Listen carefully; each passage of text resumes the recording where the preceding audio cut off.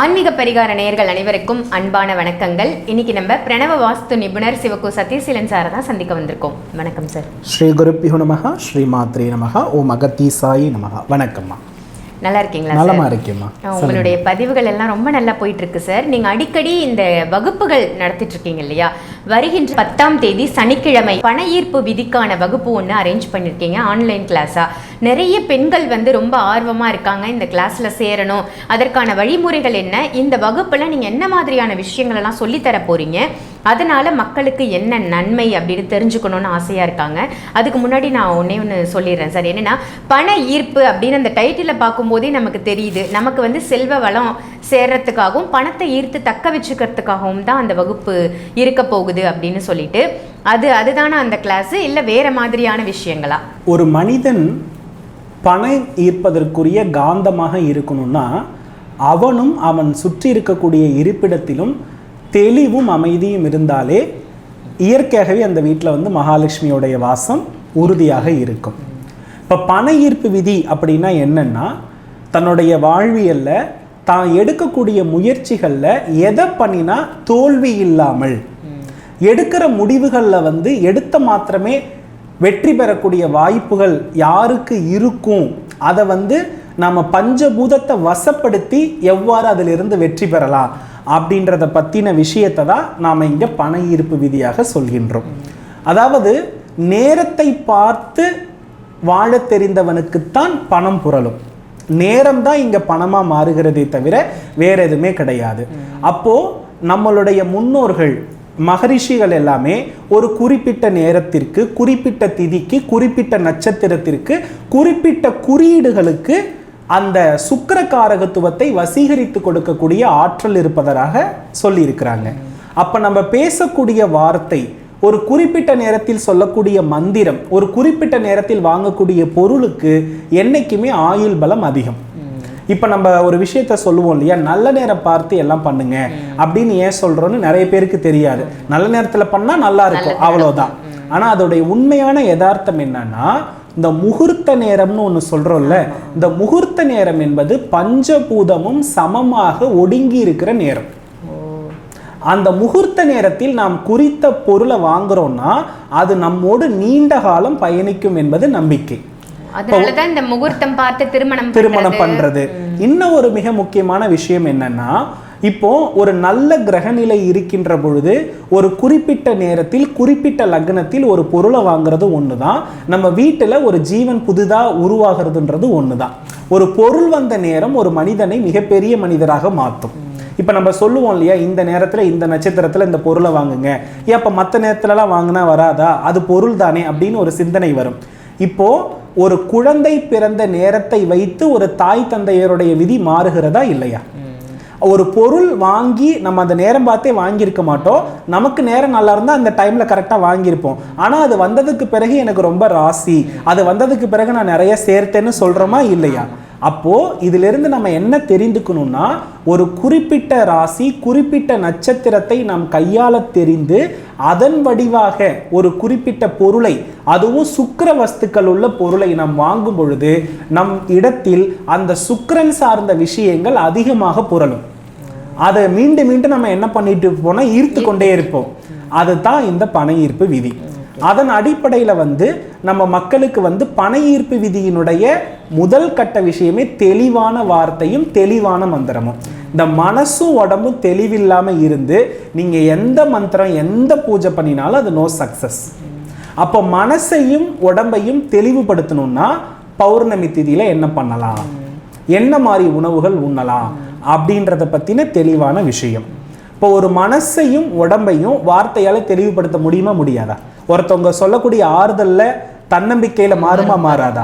அப்படிப்பட்ட உயர்ந்த தன்னம்பிக்கை வார்த்தைகளை தான் மந்திரமாக நம்ம முன்னோர்கள் உருவெடுத்து கொடுத்தார்கள்.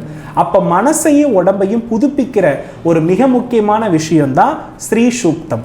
இப்போ பண்டிகை காலகட்டத்துல, கும்பாபிஷேக காலகட்டத்துல பஞ்ச சூக்த பாராயணங்கள்னு நடக்கும். அதுல ஸ்ரீ சூக்தம், கோ சூக்தம் இதெல்லாம் படிச்சுட்டு தான் யாகசாலையை ஆரம்பிப்பாங்க. இப்போ இந்த ஸ்ரீ சூக்தம் என்பது சமஸ்கிருதத்தில் இருக்கிறது, ஹரண்ய வர்ணாம் ஹரிணியும் அது ஆரம்பிக்கும். ஆனால் அதை நாம தமிழ்லையே மொழிபெயர்ந்து தருகிறோம், எளிமையா மக்களுக்கு புரியுற மாதிரி. அப்போ அதுல அந்த ஸ்ரீ சூக்தத்தில் இருக்கக்கூடிய 16 பாடல்களும் 16 செல்வங்கள். அந்த 16 செல்வங்களையும் வார்த்தையின் வடிவில் பெறுவதற்கான குறிப்புகளை PDF அதில் கொடுக்குறோம். அதற்கு அடுத்தபடியா வந்து பாத்தீங்கன்னா நம்ம எப்போதுமே கோலங்களுக்கு முக்கியத்துவம் கொடுப்போம். நம்ம இடத்துலயே நீங்க அதை பார்க்கலாம். சரிங்களா? இந்த மகாலட்சுமி வசியமாகக்கூடிய கோலத்திற்கான குறியீடு, எந்த கோலங்கள் எல்லாம் மகாலட்சுமியை, நாம கோலத்தை என்னைக்குமே எந்திரம்னு சொல்லியிருக்கோம். எந்திரத்தை நாம என்னைக்கு பூஜை பண்ணாலும் அதுல வந்து சூக்ஷ்மமாக அந்த உருவம் நிற்கும்னு சொல்லியிருக்கோம். அப்போ கோலத்திற்குரிய விஷயத்துல அந்த இறைவனை எழச் செய்ய என்னென்ன மாதிரி மகாலட்சுமி கோலங்கள் இருக்கிறது அப்படின்றது பத்தின ஒரு அற்புதமான ஒரு வகுப்பு. ரெண்டாவது, ஒரு மனிதன் செல்வத்தை மட்டும் அடிப்படையாக ஈர்க்க வேண்டும். நோய் அதிகம் இருந்தாலே பணம் சேராதுமா. நோய் அதிகம் இருந்தாலும் பணம் சேராது, கடன் அதிகமாக இருந்தாலும் பணம் சேராது. இந்த கடனையும் நோயையும் எப்படி விரட்டி அடிப்பது, ஏன் அது உருவாகிறது, நம்ம வீட்லேயும் நம்மகிட்டயும் அப்படி எந்த குணத்தால் அது திரும்ப திரும்ப நடக்குது அப்படின்ற பற்றின ஒரு ஃபுல் டாப்பிக்கை எடுக்கக்கூடிய ஒரு 2 மணி நேர வகுப்பு. பொதுவாக என்னுடைய வகுப்பு எல்லாமே 5 நாள் 10 நாள் இப்படி தான் இருக்கும். அதற்கு தகுந்த கட்டணமும் நம்ம வசூலிப்போம். ஆனால் முதல் முறையாக நம்ம ஆன்மீக பரிகாரம் இந்த மாதிரி நிறைய மக்கள் என்னை ஃபாலோ பண்ணுறதால மிக குறைந்த கட்டணத்தில் இந்த வகுப்பானது நான் போட்டிருக்கிறேன். அது 8ஆம் தேதி சனிக்கிழமை பிரம்ம முகூர்த்தம் 4லிருந்து 6 மணிக்குள்ள ஜூம் மீட் வாயிலாக நடக்குது. இப்போவே கிட்டத்தட்ட ஒரு 500 பேர் வந்துட்டாங்க. இன்னும் ஒரு 500 பேருக்கு இந்த வருடம் ஒரு 1000 பேரையாவது நான் மாற்றணும், அது என்னுடைய கொள்கை. ஸோ கிட்டத்தட்ட வேக்கன்சிஸ் இன்னும் இருக்கிறது. ஸோ அதனால் தாராளமாக பயன்படுத்தி கொள்ளலாம். அலுவலக முன்பதிவு எண்ணை தொடர்பு கொண்டு குறைந்த கட்டணத்தை செலுத்தி இந்த வகுப்பை அடிப்படை பண ஈர்ப்பு விதி தெரியாதவர்கள் பயன்படுத்தினால் கடன் அப்படின்ற பேச்சுக்கு இடம் இருக்காது. இது பண்ணினா கடன் வரும்ன்றது அவங்களுக்கே தெரியும், அப்போ அதை பண்ண மாட்டாங்க. இதை செஞ்சா நம்ம நல்லா இருப்போன்றது தெரியும், அப்போ அதை திரும்ப திரும்ப செய்வாங்க. இது 100% சக்சஸ் கொடுக்கக்கூடிய ஒரு வகுப்பாக இருக்குமா. இப்போ நீங்க இந்த பணம் அப்படின்னு பேசும்போது சார், எல்லா ராசியினரும் எல்லா நட்சத்திரக்காரர்களும் பயன்படுத்தக்கூடிய ஒரு வகுப்பு தான் இது. மகாலட்சுமி எல்லாத்துக்குமே பொதுவானவள் தானே, அவளை வழிபட்டால் செல்வம் சிறப்பாக இருக்கும் இல்லையா? அதனால இதுக்கு ராசி நட்சத்திரம் இதெல்லாம் எதுவுமே தேவையில்லை.